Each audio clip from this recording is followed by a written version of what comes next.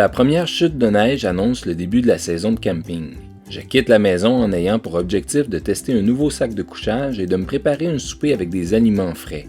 L'an dernier, j'ai expérimenté la nourriture maison déshydratée, car j'avais quelques kilomètres à parcourir en raquette sur un terrain plutôt accidenté pour me rendre sur zone. Le poids et le volume du matériel avaient une certaine importance. Aujourd'hui, la situation est différente. Je m'en vais sur la terre d'un ami et mon campement sera relativement près de mon véhicule. Au diable les restrictions. Je me prépare tout de même le nécessaire pour une soupe déshydratée au bœuf, laquelle restera dans la voiture, au cas où il arriverait malheur à ma nourriture fraîche. Une gaffe est si vite arrivée. Mon bois d'érable, merisier, chêne et frêne a été préparé à l'avance. De cette manière, je m'assure non seulement qu'il soit bien sec, mais ça me permettra de passer une partie de l'après-midi à profiter du vélo, raison supplémentaire pour laquelle je me rends à cet endroit.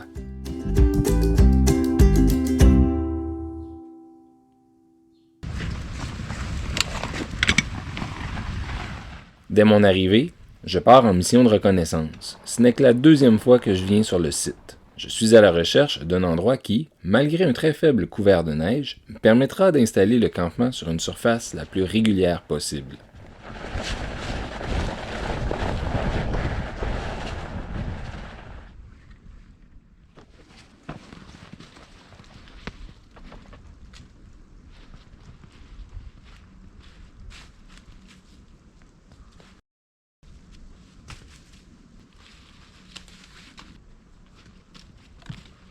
Ça me semble être un bel endroit,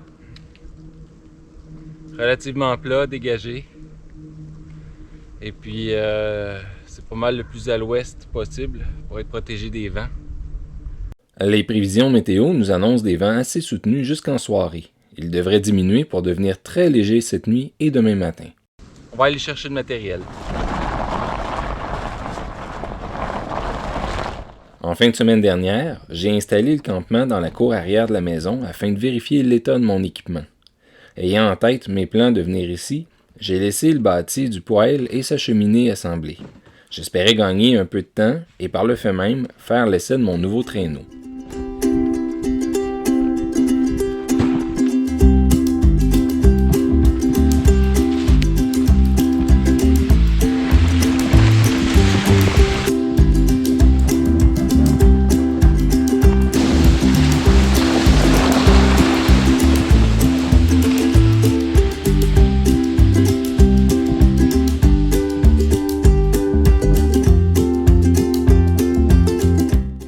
Là, je m'en veux un peu. J'ai ce qu'il faut à la maison pour attacher le traîneau sur le vélo. On va faire un peu de marche, mais c'est le fun, il est tombé suffisamment de neige, juste assez pour que ça glisse bien. Effectivement, l'hiver dernier, lors de mes premières expériences, je me suis bricolé une attache pour mettre en remorque un traîneau de manière à emporter sur un site près de chez moi le nécessaire pour la nuit. 2 ou 3 voyages, peu importe, à vélo, l'affaire était vite réglée. La prochaine fois, j'y penserai, ça sera pratique.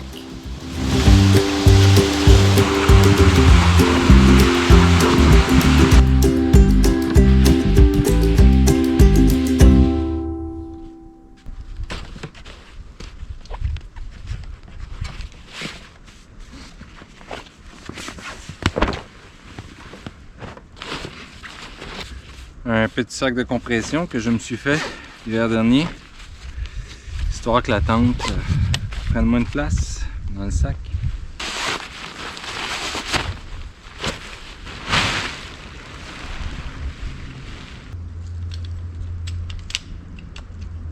Le sol n'est pas encore gelé. Ça simplifie la chose pour les piquets.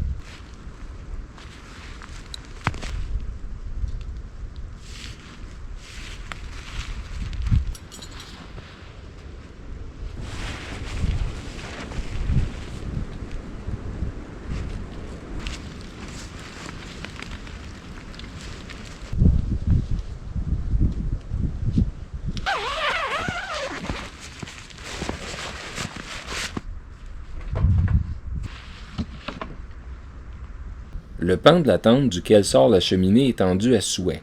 Je veux qu'il ballotte le moins possible. Sur les 6 côtés, 3 sont obstrués, cette fois, par de la neige et des feuilles. Cela évite au sac de couchage de recevoir un courant d'air frais direct.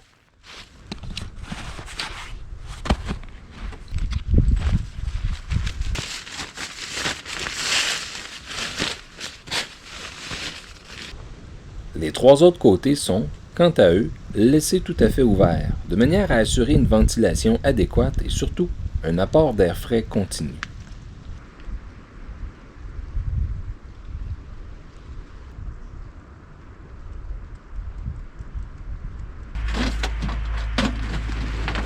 La cheminée dispose de 3 ancrages que j'utilise toujours en mettant une légère tension.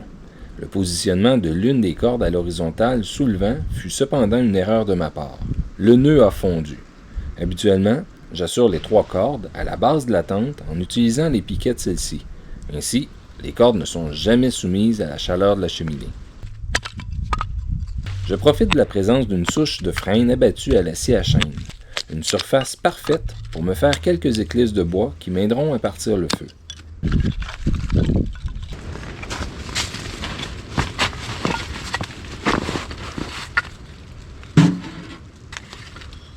Je dépose 3 demi-rondins au fond du poêle. Ils formeront une belle braise durable assez rapidement.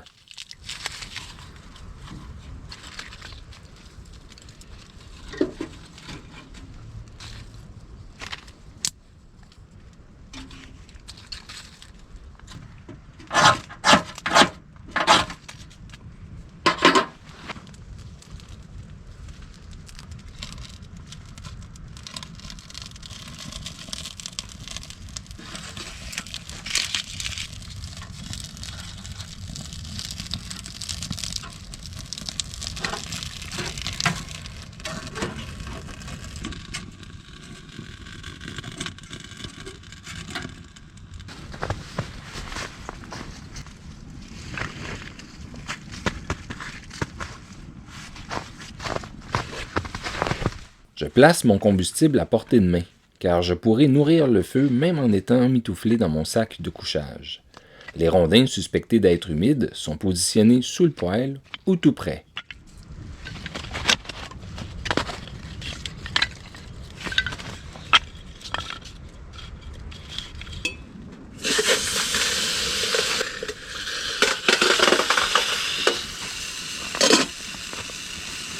Bon, le poêle est réchauffé.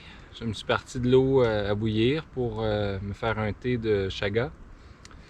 On va aller faire un petit peu de vélo, profiter de la lumière encore parce que ça va baisser rapidement.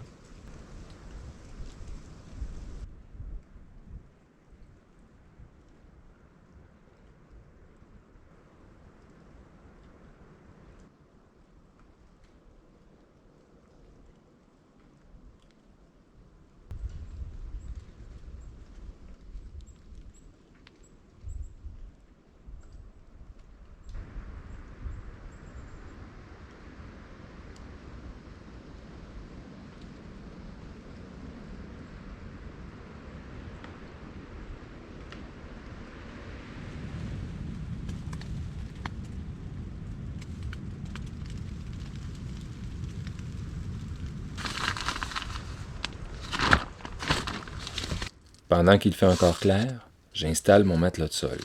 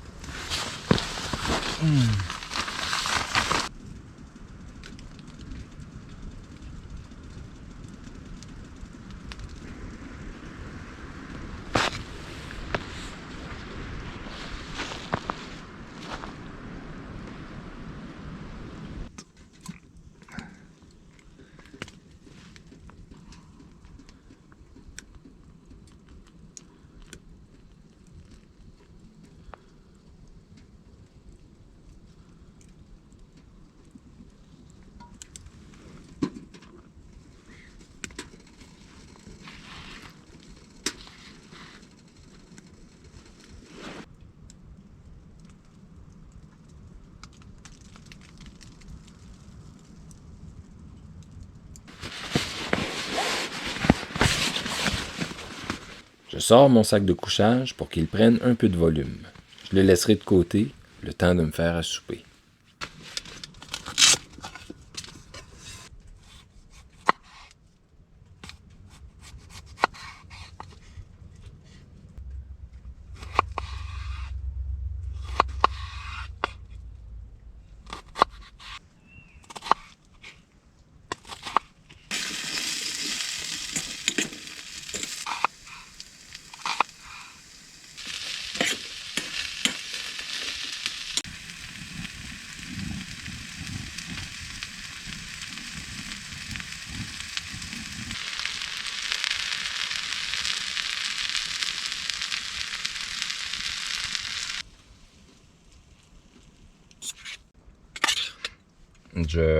Je ne suis vraiment pas expert en cuisine.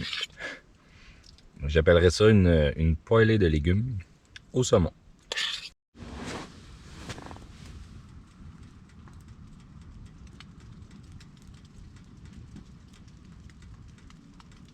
Le seul désavantage ici, c'est qu'il n'y a pas de ruisseau tout près. Je me suis amené de l'eau, mais sincèrement, il faut que je fasse attention pour pas me gaspiller.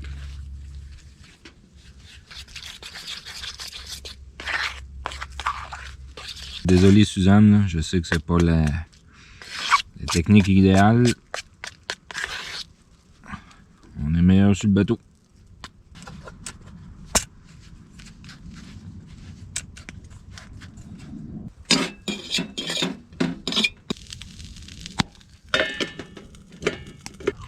Ah ben, ça fonctionne, hein? Bon, j'ai un peu de misère avec les quantités, mais je pense que je vais quand même tout la manger.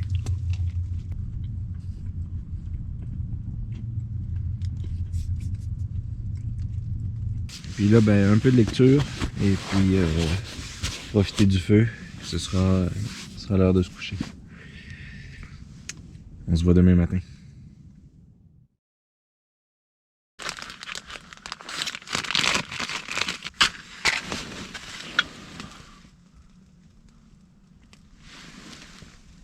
Je viens tout juste de repartir le feu.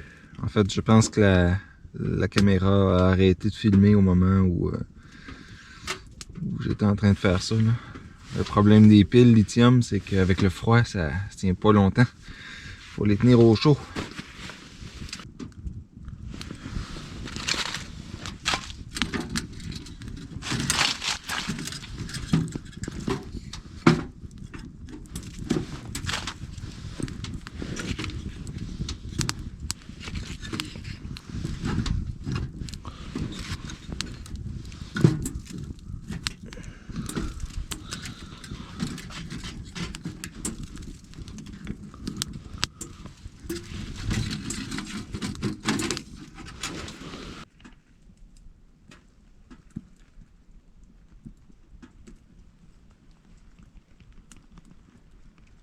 Alors cette nuit, ben, j'avais uniquement une couche de base.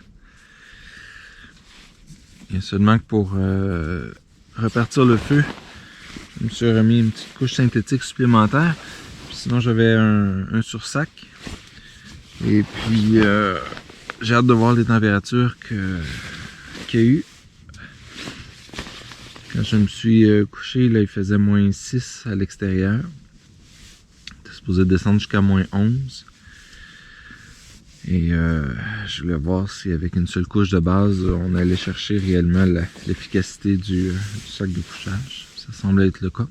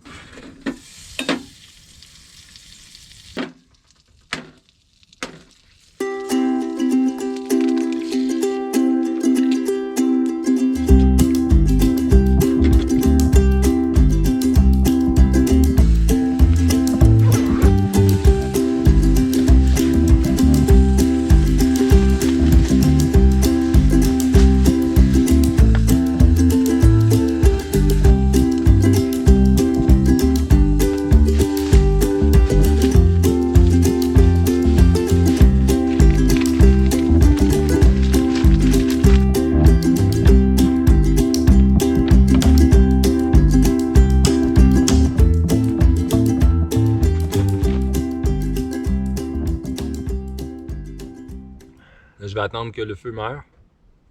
Je vais finir mon chaga. Et puis, je vais démonter la tente, ranger tout ça et ramener ça au véhicule. On va aller passer le reste de la journée avec la famille.